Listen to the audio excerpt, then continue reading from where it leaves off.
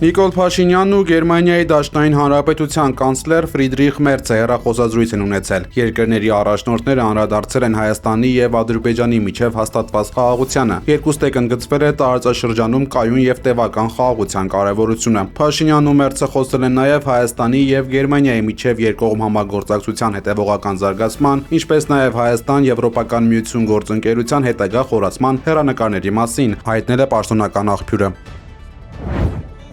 Ուժեղ Հայաստան դաշինքի առաջին համար Նարեկ Կարապետյանը չի կալանավորվի։ Կենտրոնական ընտրական հանձնաժողովը միաձայն վերադարձել է Նարեկ Կարապետյանի նկատմամբ խափանման միջոց ընտրելու վերաբերյալ հատախազության միջնորդությունը, ինչը փաստացի համարժեք է դրա մերժմանը, հայտարարել է փաստաբան Արամ Վարդևանյանը։ Սակայն ըստ իրավաբանի առաջիկայում հնարավոր է Նարեկ Կարապետյանին առաջադրվի նոր մեղադրանք եւ ընտրվի ավելի նվազ խափանման միջոց։ Հիշում եք երևի թե падգամավորի կարգավիճակ բառակապակցությունը Սահմանադրական դատարանի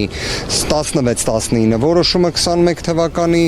այդ ամենը ինչքան ներկայացրել էինք ձեզ, դրա կրկնապատիկը ներկայացրել էինք կենտրոնական ընտրական հանձնաժողովում նիստի ընթացքում, դատախազության կողմից բովանդակային հակափաստարկում չէր ներկայացվել, կենտրոնական ընտրական հանձնաժողովը վերադարձրել է նշված միջնորդությունը, այսինքն խափանման միջոցի հարց կալանքի կամ տնային կալանքի Նարեկ Կարապետյանի դեպքում տեղի չի ունենալու։ Ուզում եմ բոլոր դեպքերում արձանագրել, որ նախորդող որոշումն էլ մեր գնահատմամբ եւս պետք է վերադարձվեր, որովհետեւ դրա մեխանիզմը չկար, ինչևէ։ Ամենահավանական կանխատեսումը նա է, որ առաջիկայում կլինի Նարեկ Կարապետյանին մի խայտառակ, ապօրինի, աբսուրդային մեղադրանքի առաջադրման գործընթաց եւ ավելի նվազ խափանման միջոցի ընտրության գործընթաց, որի հնարավորությունները ունեն։ ԲՀԿ առաջնորդ Գագիկ Ծառուկյանի հարցաքննությունը ավարտվել է, նրան տեղափոխել են ՔԿՀ։ Հարցաքննության ընթացքում պարզ է դարձել, որ մինչ առերեսումը պաշտպան Երեմ Սարգսյանը հեռացվել է վարույթից, պատճառը Իրանի քաղաքացու ցուցմունքն է եղել։ Ես չեմ ասում, որ ես Գագիկ Ծառուկյանի փաստաբան եմ։ Իրենց տուժողը առերեսման ժամանակ իմ հարցին ընդ որում նորից եմ ասում, ես գիտեի, որ իրենք այս process-ը հատուկ են անում, ես այդ հարցը տվեցի կանխելու համար, իրենք չհասցրեցին տուժողին սովորացնել, որովհետև հիմա վստահ եմ, հեսա հաջորդիվ ցուցմունքներով կսովորացնեն, որ ինչ որ այլ բաներ ասի, բայց այդ պայդերությամբ երբ որ հարցը տվեցի, դու ինձ որպես ով ես ճանաչել, ինքը նշեց որպես Հայաստանի լավագույն փաստաբաններից մեկը եւ որպես Գագիկ Ծառուկյանի փաստաբան։ Հիմա եթե այդ անձի ասածով ես փաստաբանն եմ եղել, այսինքն դուք չեք տեսնում, որ ես փաստաբան եմ, ուզում եք ինձ հարցաքննել, այսինքն ես գամ անձին իրավաբանական օգնություն ցույց տամ, հետո ինձ կանչեք հարցաքննեք, ասեք, հələ արի ասա, հետո իրավաբանական օգնություն ցույց տալու ժամանակ ինչ ես խոսել։ Դատարանը 2 ամսով երկարաձգել է Անդրանիկ Թևանյանի կալանքի ժամկետը, հայտնել է Թևանյանի փաստաբանը։ Միառժամանակ դատարանը պարտավորեցրել է իրավապահ մարմիններին ապահովել Թևանյանի քաղաքացիական հիվանդանոցում սեփական բժշկի մոտ բուժում ստանալու իրավունքը։ Ավելի վաղ Մայր Հայաստան կուսակցությունը հայտնել էր, որ վատացել է Թևանյանի ինքնազգացողությունը, սակայն նրան չէին տեղափոխել հիվանդանոց։ Պաշտպանական կողմը պնդել է, որ ներկայացված վարույթում որևէ քրեական հանցակազմ չկա, մեղադրանքի հիմքում դրված պետական գաղտնիքի դրույթներն էլ իրավաբանորեն հիմնավորված չեն։ Բայց իրականությունը նա է, որ պետական գաղտնիքը դա վերացական հասկացություն չի։ Կա գաղտնիքի մասին օրենք, այնտեղ հստակ սահմանված է, որ որևէ տեղեկություն պետական գաղտնիք լինելու համար ինչ փուլեր է անցնում։ Դա գաղտնագրվում է սկզբից, ուղարկվում է ազգային անվտանգության ծառայություն, օրենքով սահմանված ժամկետում հաշվառման է վերցնում, գրվում է գաղտնի, սահմանափակումներ է կիրառվում եւ ըստ գաղտնիության աստիճանի դասակարգվում է, որտեղ օրենքը ասում է գաղտնի, հույժ գաղտնի եւ հատուկ կարեւորության ինֆորմացիա, որոնք ունեն տարբեր պահպանման ժամկետներ 20, 30, 40։ Ընդհանրապես մենք պահանջում ենք այդ գաղտնագրումները, որտեղ առանց դրա որևէ տեղեկություն չի կարող համարվել պետական գաղտնիք։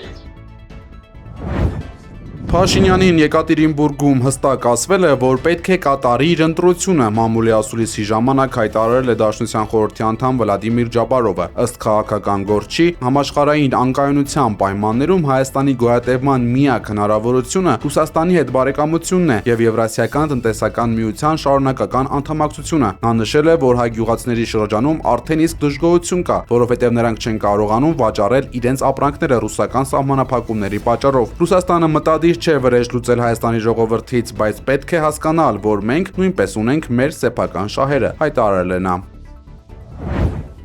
Մամուլում տեղեկություններ են տարածվում զինծառայողի մահվան մանրամասների վերաբերյալ։ Արմլուր կայքի տվյալներով զինվորին ծեծել են հասցնելով ինքնասպանության։ Ըստ նախնական վարկածի մահացած զինծառայողը առաջին անգամ էր բարձրացել դիրքեր, ինչը ճակատագրական է դարձել նրա համար։ Կայքի իրավապահ համակարգի աղբյուրները հայտնել են, որ զինվորի ինքնասպանության դեպքի առթիվ հարուցված վարույթի շրջանակում նախատեսվում է 2 անձի ձերբակալություն։ Ավելի վաղ քննչական կոմիտեն հայտնել էր, որ հուլիսի 21-ին հայտնի է դարձել Պաշտպանության նախարարության այն զորամասի զինծառայողի մահվան մասին։ Ըստ սոցցանցերում հրապարակված տվյալների մահացած զինվորը 22-ամյա Նարեկ Թորոսյանն է։ Նա Սլավոնական համալսարանի լրագրության ֆակուլտետի ուսանող էր։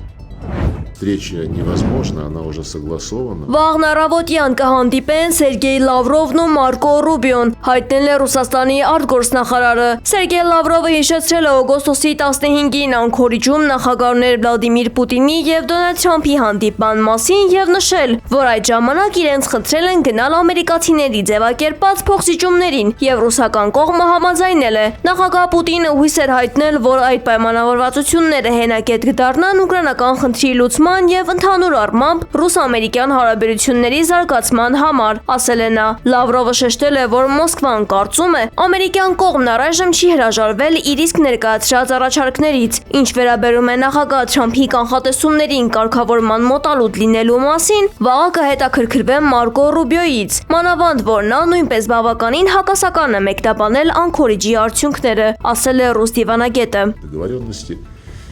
станут опорной точкой для решения украинской проблемы. Ուկրաինական հեռահար հարվածներով խոցվել են Ռուսաստանի Կրասնոդարի եւ Ստավրոպոլի երկրամասի լոգիստիկ հաբերն ու նավթաբազան, ինչպես նաեւ Սև եւ Ազովի ծովերում ռուսական այսպես կոչված ստվերային նավատորմի 5 նավ, հայտնել է Ուկրաինայի նախագահ Վլադիմիր Զելենսկին։ Հարվածների թիրախում է եղել նաեւ Վալբերիզի լոգիստիկ խոշոր կենտրոններից երկուսը։ Զելենսկին նշել է, որ Կիևը ներկայացրել է խաղաղության իր առաջարկները եւ Մոսկվային պետք է ստիպել դիմել դիվանագիտության։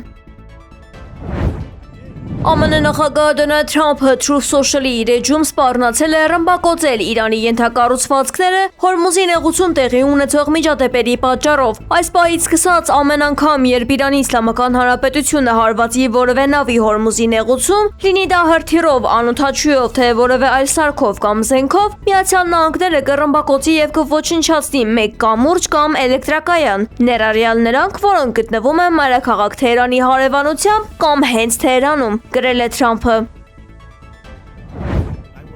Վաշինգտոնը դեռևս չի դիմել Թել Ավիվին Հորմուզի նեղուցում իրականացվող գործողությանը միանալու առաջարկով, հայտնել է CNN-ը։ Միևնույն ժամանակ նշվել է, որ եթե ԱՄՆ նախագահը որոշի ընդլայնել հարվածների մասշտաբները եւ խնդրի Իսրայելի աջակցությունը, երկիրը պատրաստ կլինի միանալ։ Այժմ Իսրայելը ծրագրեր է մշակում հետագա էսկալացիայի համար, սակայն առայժմ չի մասնակցում հակամարտությանը։ Իսրայելի պաշտպանության բանակում հայտարարել են ցանկացած պահի ռազմական գործողությունները վերսկսելու պատրաստակամության մասին։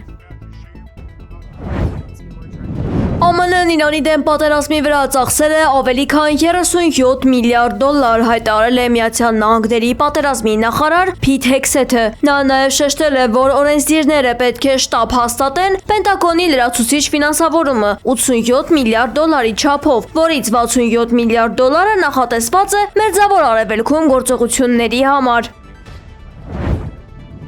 Թուրքիայի 3 տարբեր նահանգներում միաժամանակ անտառային հրդեհներ են բռնկվել։ Անտալիայի Քեպեց շրջանի անտառում կեսօրին բռնկված հրդեհը մարելու համար գործի են դրվել 5 հրշեջ ուղաթիռ, 12 ջրցան մեքենա։ Կրակի բնակելի տարածքներին մոտենալու պատճառով տասնյակ բնակիչներ տարհանվել են։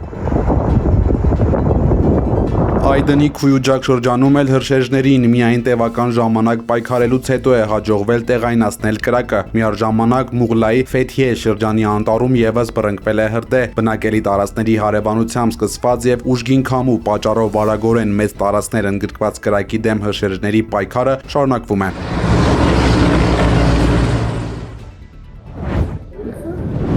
Ֆրանսիայի հարավում բռնկվել է անտառային խոշոր հրդեհ, կրակն արդեն ընդգրկել է մոտ 3000 հեկտար տարածք։ Հրդեհից առաջացած ծուխը պատել է մոտակա թաղամասերի ամբողջ երկինքը։